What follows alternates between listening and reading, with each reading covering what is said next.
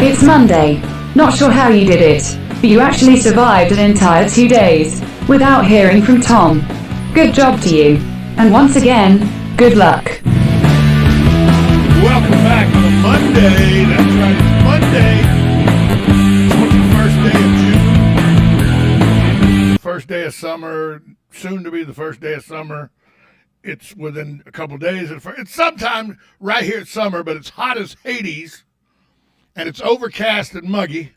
Galen Unall joined us on Life South, and I may be about to get him hot under the collar. I have no way of knowing. Before we went to break, Galen, you asked how I would feel about the USGA taking the approach that the Royal and Ancient takes. Royal and Ancient have, I think it's 12 golf courses that rotate throughout the England, Ireland, and Scotland area for the British Open. Or it's nine courses, right? Nine courses nine of the courses, Open. Yeah. You know, we call it the British Open, but they want to say it's the Open Championship. It is the Open. Right. It's called the Open. It's older. I understand. Sure. But us Yanks, we want to try to say ours is the best Open Championship. So, but it is. It's the Open because old Tom Morrison I love the argument. Yeah. Absolutely. I love the argument of which is the best course for the British Open, right? Is it Carnoustie? Is it St. Andrews? Is it Royal Troon? I love that argument. Is that really an argument? Come on. Absolutely. No, it depends on what. It's St. Andrews. It's not even close. It's not even an argument. Stop. Okay. St. Andrews, the first golf course in history. St. Andrews. Well, according to the scores in the actual tournament results, you're wrong, but that's okay. Well, it's actually on my WGT golf, my simulated golf that you can play on the computer. It's the only course I can shoot under par, so that's why I kind of like it too. I'll take Muirfield every single time. Wait, Muirfield in Europe or Jack's Muirfield? No, the one in Scotland. And I got to play St. Andrews when I was over in Scotland in 1991. There you go. Has a lot to do with it too. All right. Although there's a replica. There's a replica of the oldest hole in golf, the first hole in golf at Golden Ocala here in town. Sure. And one of the funniest stories I ever had is a friend of mine, Brent, who is like a -2 golfer, pretty good golfer, real close to scratch. First time he'd ever played it, he lives over in Hawthorne, Keystone area. First time he ever played it with me, we get there and he pipes his drive and it ends up about 4 or 5 yards short of the ditch. And then he chips up to about 3 feet, makes birdie, and he looks at me and goes, well, what the hell's so hard about that hole? I go, the fact that you didn't play it in 50-degree weather with rain and 30-mile-an-hour wind. He goes, well, yeah, I guess that would make a difference. No. What makes that different is you can take it over instead of a hotel, they have a wall. No. Right? So you can literally hit it through the hotel. That's the road hole. That's different. That's not the oldest hole. Number one, the one that is number one at St. Andrews, where you just pipe it down there. There's a little bitty creek. You chip it over, and he goes. He did that at Golden Ocala. He makes birdie with no problem. He goes, so hard about that hole. I go, well, he goes, it's pretty easy. I go, well, the fact that you just played it without driving rain and 30-mile-an-hour wind and 50 degrees probably had something to do with it. Sure. Oh, yeah. And now the road hole, the fact that you just got the block wall there at Golden Ocala and you don't have 17 or 20-story apartments you got to go over and everything. Right. That factors in. Yeah, absolutely. But the question is, do I think we should pick what's the number? 10, 12, 15, something like that? What's the number? Yeah, somewhere in there, whether it's 8 or 9, and then you rotate a dozen maybe another course every 10 years. I'd be okay with that. We like the 10 moniker. We don't, even though we refuse to go on the metric system, we like multiples of 10 in this country. Sure. So but yeah, I mean there is never a time where and you and I could sit here and pick which course it would be. Right, we take Oakmont, we take Shinnecock, that's 2. We take Pebble Beach, we take Pinehurst number 2, we take Wingfoot, we take Oakland Hills. I would take the country club, the one they're playing next year, the country club in Correct. Brookline in Massachusetts. Yeah. Balustrol you take. You take Southern Hills. What's the one with the and then put Bethpage Black. What's the one with the preacher seats? With the preacher. It's got the big. It's got the big. The pews. The pews. It's got the big sand trap. It's got all the pews. Yeah. I forget what golf with course the sand trap. Yeah. With the sand trap, it's got the grass pews all the way across it. Oh man, it'll come to me. I forget what, but it's in Pennsylvania, I think.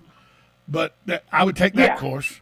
There's probably 15 courses. That's Oakmont. That's right? Oakmont. That is Oakmont. Yeah. You got to. You got to include. You missed one. You got to include this one. Congressional has to be in the rotation. Oh, absolutely. I agree with that. But that's what I mean. I think. But that's the problem. That's the problem. If you whittle it down to 10 let's say 15, because 15 would be the number where you get most in. 15's too many. See? 15's too many. But 15, there are 15 great golf courses. Because you have to be able to. No, there's probably 50 great golf courses in the country. Well, there's a lot more than that. But if you kept it to 10, right? Then part of what we love about the Masters is we know that course so intimately well. And they still can't play it, and they still have trouble playing it.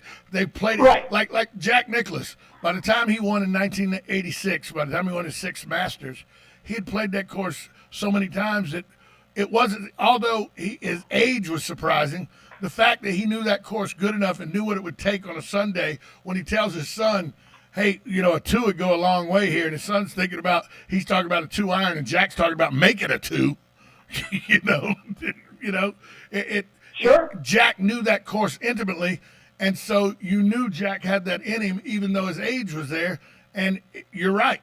There's so many places, like on 16 on Saturday, that they're going to hit the ball. They're going to play it out to the left. It's going to hit to the left. It's going to roll to the right. And if they play it right, it's going to get within 1.5 feet, 2 foot of this hole on 16 all the time. 16 is going to be easy hole on Saturday. And on Sunday, it's going to be a bear. You know that. Right. Well, like in 2023, they're going to the Los Angeles Country Club. What? We don't know anything about that course, right? We don't. Nobody knows anything about it. Is that where the Williams sisters played tennis at the tennis club right there too? The last major tournament, they had the Walker Cup, apparently there, like in 2017. Nobody cares about that. What is the Walker Cup? That's the amateur Ryder Cup, right? Ryder Cup. Yeah, that's the amateur Ryder Cup. Okay. So I don't know. I have no interest in that course. But okay, let me ask you this. And again, this is the USGA. And again, the USGA, which is a bureaucracy that does nothing other than to get people to buy memberships to the USGA. It's the largest golf association in the world. Yeah, and their job is to sell memberships to the USGA. Right? That's their job. And so they believe that having the tournament at a place like the LA Country Club increases their membership. And I just disagree completely. Well, by the way, again, you and I, who aren't very intelligent, we all acknowledge that. 100%. Could pick nine courses, right? You and I could probably pick 9 courses in an hour. We did. We picked 9 courses in 5 seconds. You give us Google, right? And then you can have that every 10th year. You rotate it to a new site. That to me would be perfect. That's what it should be. Right? And I think that's where the Open gets it right. Okay, here's the thing. This is supposed to kind of be an hour or 45 minutes or 30 minutes, however long it is, because of interviews in and out. This is supposed to be kind of an adversarial thing where you're dumb and I'm smart. And yet, again, we're agreeing. This isn't working out, Galen. Not working out. Well, but there are some things that are so common sense. I mean, it's not like a convenience store. I mean, this is stuff that you and I can solve. It's so simple. Well, and here's the thing. Out of all the golf courses we talked about and everything, Baltusrol and Congressional and Brookline and Pebble Beach and Bethpage Black, we got all kind of, but don't you have to because it's the USGA, don't you have to, when you're picking these courses, have a regional aspect to it too, where you give the Northwest, the Southwest, the Northeast, and the Southeast golf tournaments, the middle of the country golf tournaments? I mean, because our country, the reason it works in England, Scotland, and Ireland is because England, Scotland, and Ireland combined are about as big as the Deep South. Maybe not even that big. Okay? So it works. The United States is so massive. Don't you think that people out west or people in the central of the country, don't think they deserve a U.S. Open every 8-10 years? So you would have to make sure everybody gets a chance. Well, now what is this whole deserve thing? That's silly. I mean, everybody gets a trophy right now, so why doesn't everybody deserve participation, Galen? You want to go back to Wisconsin, right? No, I don't remember that. The name of that course. I have no desire. Where Brooks Koepka, didn't he shoot like 16 under par? Yeah, and Dustin Johnson got a stroke penalty for playing out of a sand trap that the crowd was standing in because nobody knew it was a damn sand trap. Right. I mean, come on. What was that? What was the ridiculousness out in Oregon where Jason Day had vertigo so bad because of how up and down the course went? Almost died. Sure. But let me ask you this. One course we didn't mention, and I would think that it would have to be in there, but you may disagree, and it's already on there because it's the final tournament of the season every year, the Tour Championship. But the home golf course of Bobby Jones, East Lake, doesn't it have to be thrown in the U.S. Open mix? No, I don't. I mean, we could talk about it.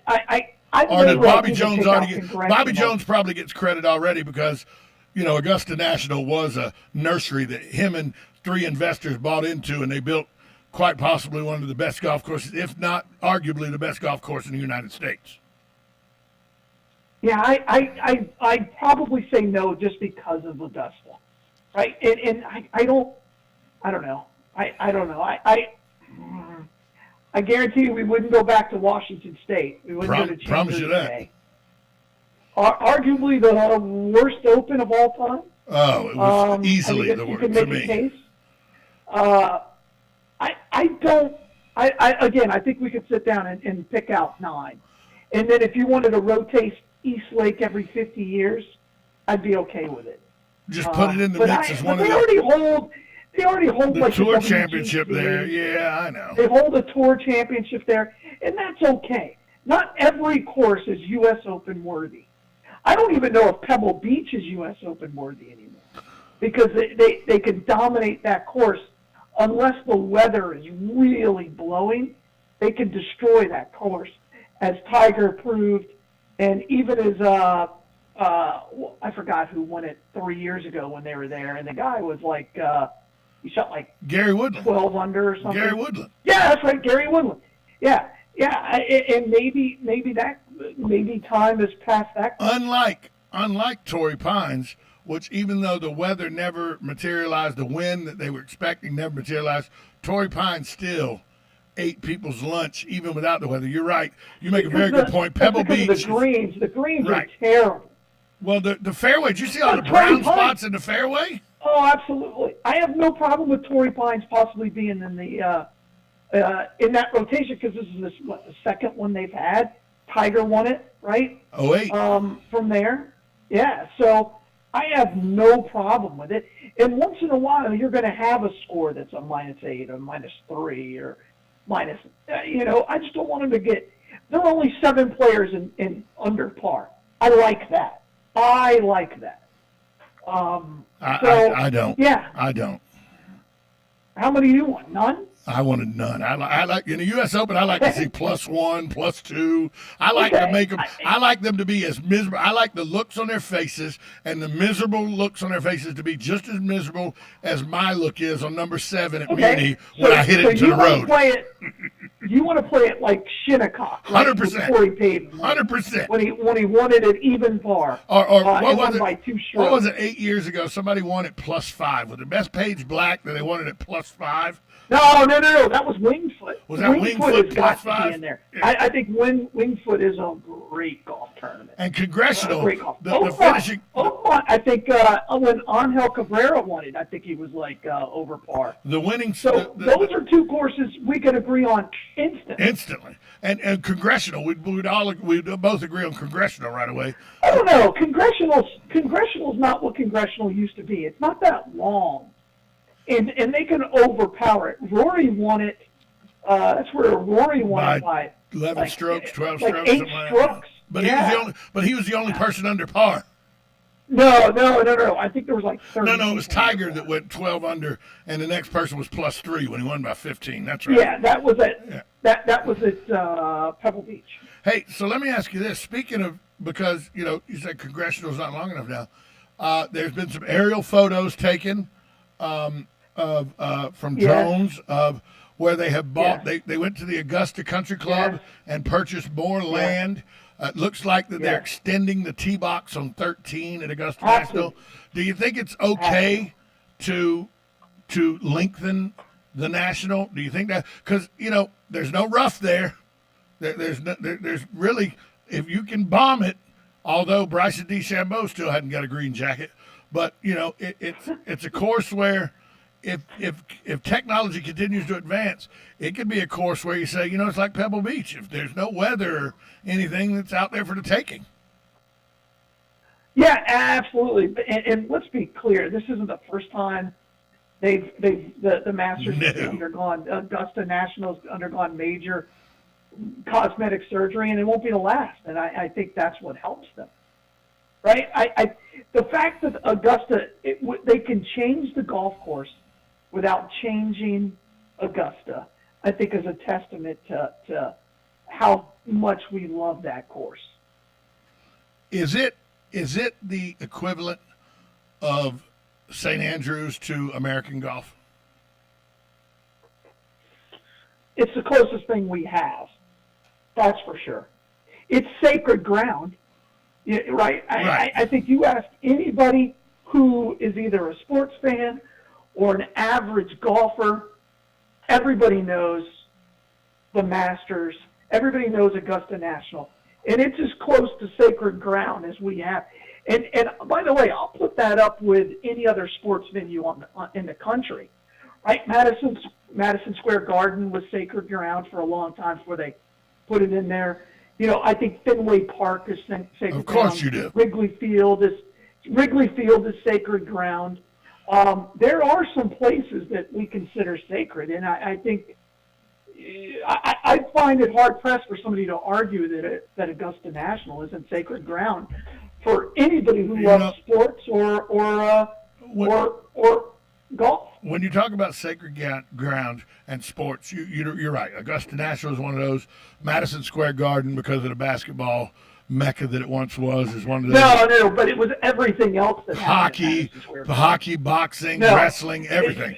Bruno Sammartino won the WWF championship there, and that was like a newsworthy thing. If you go back and look at news in the late 60s, he was on the front page of papers for winning a fake championship. Wait, no, but that happened at Madison Square Garden, and he was on the front page for winning a fake championship.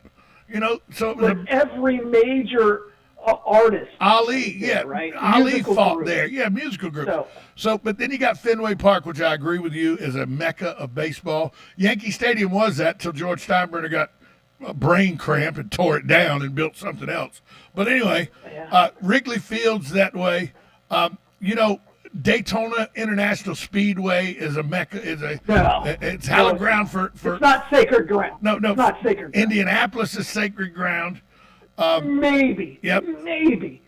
But maybe, and here's a place. Here's a place that I'm going to. It's not in the same conversation. Here's a place I'm going to say, and you're going to say you're crazy. It's not even in the same conversation. Well, and it can't. I can't believe this is coming out of my mouth. But believe me, South Bend, Indiana, the football stadium at the Golden Domers is sacred ground. and not anymore. But Not no, anymore. because of the history that's there, it has to be. There's no love for Notre Dame University coming out of me at all. But it's sacred ground. But let me ask you this. No, it's not. Let me ask you this. Are there any modern places that you see that could be on the verge, that could be in not so far away history, could be considered sacred ground? Sure. Camden Yards could easily become that.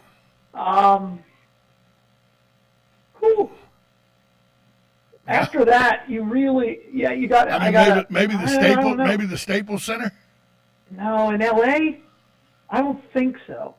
Maybe, possibly, but it's not. First of all, Madison Square Garden is because it's New York. Right. Right. There's been so many great things that have happened and hasn't really changed that much. And when I say sacred, you're talking about but I mean in the individual sport. Like, could Gillette Stadium be sacred ground soon? No, because that's a very regional spot. Again, when you think of Indianapolis is close to that second tier as you can get, right? Just because they've been racing there for so long. The only reason I say it's not, what could be, is Churchill Downs. Oh, Churchill Downs you is could sacred. Put in there. You could put that in the conversation. But in top of the mind awareness, there are very few people on this planet that don't know Augusta National, right? They may know it as the Masters or the Green Jacket or that, but I think more people are more aware of Augusta National than they are of the Indy 500 in Indianapolis. But Churchill Downs, you're right. Downs. Churchill Downs is one of those. Churchill Downs is sacred. It's that's sacred. hallowed ground. Well, of course, it's sacred. It's not a word you want to use, but hallowed. It's ground. hallowed ground, right? Same thing. It is hallowed ground. Sure. But Notre Dame is not anymore. And by the way, the second can you Derby. Can you go from hallowed ground to not hallowed ground? Sure, absolutely. You can destroy it. Yankee Stadium. Yankee Stadium was hallowed ground forever. And they tore it down. They hadn't tore down Notre Dame. No. But you said, could they remove it? Absolutely, they could. Sure. I know a lot of Dolphin fans are screaming at the radio. A lot of Dolphin fans, the three people that listen to the show, screaming at the stadium. What about the Orange Bowl? Stop it. Just leave it alone. Oh, Just stop. On. Somebody texts in and goes, what about the Orange Bowl? Stop. Just stop. Nobody in Miami believes that's sacred ground. No. Or hollow ground. Although I will tell you this, and I with hatred that you don't understand, because I had a little Al that lived across the street from me that would bring the 72 Dolphin stat book to every group gathering we had, even our 25th high school reunion, and we stole it and burned it every time, and he still showed up with that damn book. Still, to me, inarguable, everybody goes, the Bears is 85 and all. The undefeated Dolphins, whether you like it or not, until somebody else has a 0 in the loss column, they get the nod as the best football team in NFL history. Okay. Whether you I'm not going to argue. There's no point in it. No, I can make an argument that I can make an argument 85 Bears. I can make an argument some of the Patriot teams. I can make Steeler teams. I can make the argument, and then all anybody got to do is say, did they have a 0 in the loss column in the Super Bowl trophy? And I'm in dead. I'm in dead water. Then I agree with you. I don't agree that the 72 Miami Dolphins are the greatest team ever in NFL history. But every time I say that, somebody goes, yeah, but they got a 0 in the loss column in the Super Bowl trophy. Anybody else got that? And that's why my friend here is saying, what about the Orange Bowl? Well, I understand 72 Dolphins, but stop it. The Orange Bowl. What about the Hurricane when they play? Stop it. It's not even. Once again, Galen and I agree. You're a moron. Don't even bring that argument up. Miami. That's exactly right. But the Orange Bowl. Right. Are you kidding me with the Orange Bowl? Don't ever text me again. Yeah, Orange Bowl is not hallowed ground. Don't ever text me. Look, I'm not saying who that was that texted me. Oh, the Gator Bowl. The Gator Bowl. Yeah, the Gator Bowl. I'm not going to say who it was. No, Text Georgia me. played there. I'm not going to say who it was. Text me, but don't ever text me again. That's all I'm saying. Galen, where's the Bloodmobile? Hey, today we're actually at the Windsor down in the village. Let's come by us and see us right there on the boulevard.